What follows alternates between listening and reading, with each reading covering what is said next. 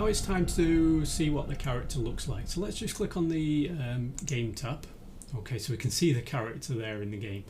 I'm just going to click play just to take a quick look at the character. Okay, so yeah, not so bad at the moment, but I'm not too keen on this lighting that we're getting on the character, because this is coming from the flashlight.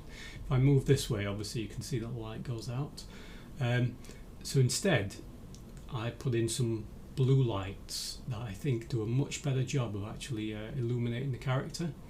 So let's set those up now. In order to ensure that the character is only illuminated by these blue lights and not your flashlight, we need to start using layers. Now so far we've not really done much on, I don't think we've done anything on layers in fact, but you can actually create as many layers as you want. You can add your own layers, and we can use this in order to restrict which lights affect the character or other things as well, and that's what we're going to do. So we're going to click add a layer, and we have to start from layer 8. All of these are built-in layers that you can't affect. Okay, so we'll just click in layer 8 and we will call this enemies. We will put all the enemies on this layer. So it acts very much like Photoshop or something like that. You can actually assign different objects to different layers and you can switch them on or off using those layers. Okay, so we're now going to find our enemy in the list. Okay, we have to go back to his layer. His layer is currently on default, but now we can change it to enemies. Okay, yes, change children, because that will change everything that is part of this character. So if we click that, it will change all of these things that you can see come out here. So these are his individual body parts, and here are the lights. Okay, so the front light is currently not doing anything. The reason why it's not doing anything, on the culling mask, which is, in other words, this is like the mask that tells you which lights, which objects this light should light up, it's currently set to nothing. Okay, now we could put it on everything and it will light everything, but instead we only want it to affect the enemy's layer, so it will only light this character.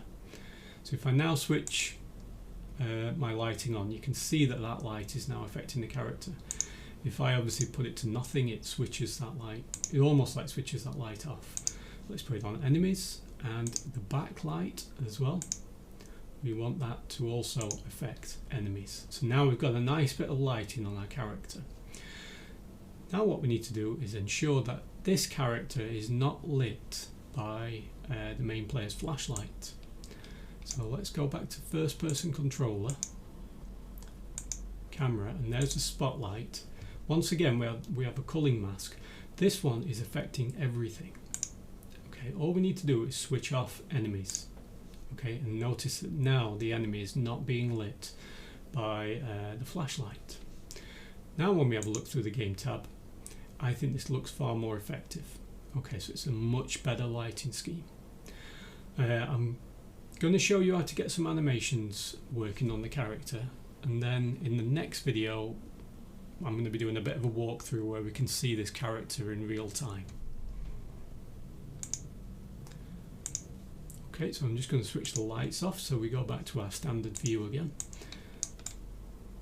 Let's just get a little bit closer to our character. So he's currently stood in a default pose from one of his animations, which was kind of a look around animation. Okay, so all the characters come in with the same pose. Now we need to set up his animations. If we click on the animations folder, you can see that there's two types of animations, whether he's holding the gun or holding an axe. So I'm going to go into the first folder, and there's 3 animations. There's an idle, there's a look around, which is this one, or there's a walking with axe. I'm going to actually be using the walking with axe. Okay, so I'm just going to click on the animations folder, and for this to work I now need to set up an animator controller. So in this folder I'm just going to right click, choose create, and where am I looking? There, animator controller. Okay, I'm going to give this the name of, I'm going to call it enemies for now, so that it can affect all of the enemies. So if you double click on the animator controller, that will open this animation window. This is the Mechanim window.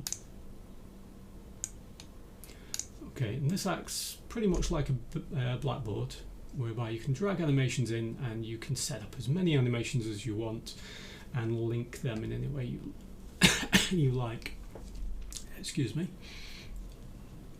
So I'm going to go to the with axe, gun and bat. I'm going to drag this walking with axe onto this. Okay, so there's the animation, and we've got this transition from the entry point to the walking with axe, so it knows it has to play that as soon as it starts.